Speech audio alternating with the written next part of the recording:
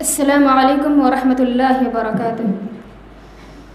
الحمد للہ رب العالمین والصلاة والسلام على اشرف الانبیاء والمرسلین اما بعد فاعوذ باللہ من الشیطان الرجیم بسم اللہ الرحمن الرحیم ومن آیاتہ ان خلق لکم من انفسکم ازواجا۔ آج اس مبارک محفل میں جس عنوان پر لب کشائی کرنے جا رہی ہوں وہ ہے خوشگوار ازدواجی زندگی قرآن و حدیث کی روشنی میں۔ حضرات، دنیا میں بہت سارے رشتے پائے جاتے ہیں، انہی میں سے ایک عظیم الشان رشتہ زوجیت ہے، اور یہ آسمانی رشتہ ہے اور اللہ کی نشانیوں میں سے ایک نشانی ہے، جیسا کہ سورۃ الروم آیت نمبر 21 میں اللہ تعالیٰ کا ارشاد ہے وَمِنْ آيَاتِهِ أَنْ خَلَقَ لَكُم مِّنْ أَنفُسِكُمْ أَزْوَاجًا۔ اور اس کی نشانیوں میں سے ایک نشانی یہ بھی ہے کہ اس نے تمہارے لیے تمہاری ہی جنس سے بیویاں پیدا کی۔ میاں بیوی کا رشتہ بہت ہی نازک و پائیدار ہوتا ہے، نازک اتنا کہ ذرا سی چھوٹ پر برسوں کا ساتھ چھوڑنا پڑتا ہے، اور پائیدار اتنا کہ جنت تک ساتھ چلتا ہے۔ جنت تک ہی نہیں بلکہ جنت میں بھی ساتھ رہنے کا ذرعی موقع ملتا ہے، جس کے بارے میں اللہ رب العزت نے سورہ یاسین آیت نمبر 56 میں فرماتا ہے ہم وازواجہم فی ظلال علی الارائک متکئون، وہ اور ان کی بیویاں سایوں میں تخت پر ٹیک لگائے ہوئے ہوں گے۔ حضرات، اگر ہم اخروی زندگی میں اس آیت کے مستحق بننا چاہتے ہیں تو دنیا میں خوشگوار زندگی بسر کریں، شادی سے پہلے مناسب جوڑے کا انتخاب کریں۔ مرد کو چاہیے کہ وہ نیک و صالح بیوی کو تلاش کریں، جیسا کہ ابو داؤد کی حدیث میں فرمان امام الانبیاء ہے الدنیا کلھا متاع، الدنیا کلھا متاع وخیر متاع الدنیا المرأة الصالحہ۔ دنیا سارا کا سارا ساز و سامان ہے، وخیر متاع الدنیا المرأة الصالحہ، اور دنیا کی بہترین ساز و سامان نیک عورت ہے، کیونکہ نیک و صالح عورت ہی اپنی زندگی، گھر اور خاندان کو خوشگوار بنا سکتی ہے۔ لڑکی والوں کو چاہیے کہ وہ اپنی لڑکی کے لیے خوشگوار زندگی بسر کرنے کی کوشش کریں، اور شادی سے پہلے میاں بیوی کے درمیان آپس میں محبت ہو۔ شادی سے پہلے میاں بیوی کے درمیان آپس میں محبت ہونا ضروری ہے۔ شادی کے بعد میاں بیوی آپس میں ایسے زندگی بسر کریں تو خوشگوار زندگی قائم ہو سکتی ہے۔ شادی سے پہلے میاں بیوی آپس میں بے انتہا الفت و محبت کرنے والے ہوں۔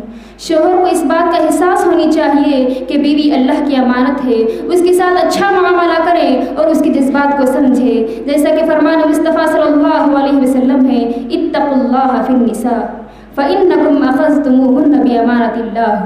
عورتوں کے سلسلے میں اللہ سے ڈرو کیونکہ تم نے انہیں اللہ کی امان میں لیا ہے۔ بیوی کو چاہیے کہ وہ اپنی شوہر کی اطاعت و فرمانبرداری کرے اور اس کا احترام کرے۔ اسی طرح شوہر کو چاہیے کہ وہ اپنی بیوی کا مکمل حق ادا کریں۔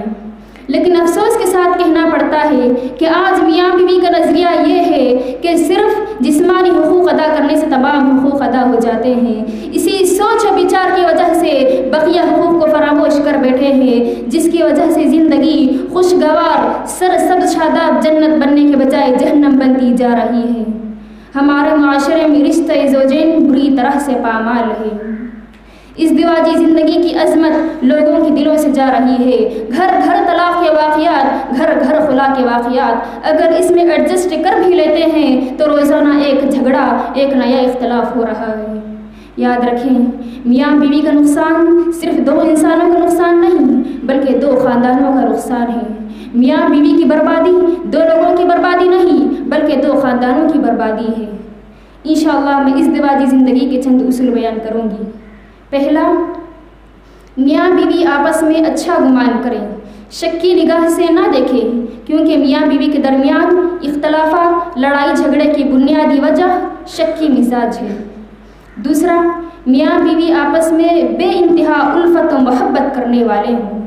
یہ محبت میاں بیوی کے درمیان فطرتاً ودیعت کردہ چیز ہے، جیسا کہ فرمان الہی ہے وَجَعَلَ بَيْنَكُمْ مَوَدَّةً وَرَحْمَةً، اور اس نے تمہارے درمیان محبت ڈال دی ہے۔ اسی طرح تیسری بات، شوہر کو بیوی کے ساتھ حسن سلوک کرنے کا حکم دیتے ہوئے اللہ تعالیٰ کا فرمان وعاشروہن بالمعروف۔ بیوی کو سوچنا چاہیے کہ اس دنیا میں اللہ کے بعد اگر کسی کو سجدہ کرنے کا حکم ہوتا تو شوہر کے لیے سجدہ کرنے کا حکم ہوتا۔ چوتھی بات، خوشگوار زندگی کے لیے میاں بیوی آپس میں غلطیوں کو درگزر کرنے والے ہوں، غلطیوں کو معاف کرنے والے ہوں، غلطیوں کو دیکھ کر بھی ایسے گزر جائیں جیسا کہ دیکھا ہی نہیں۔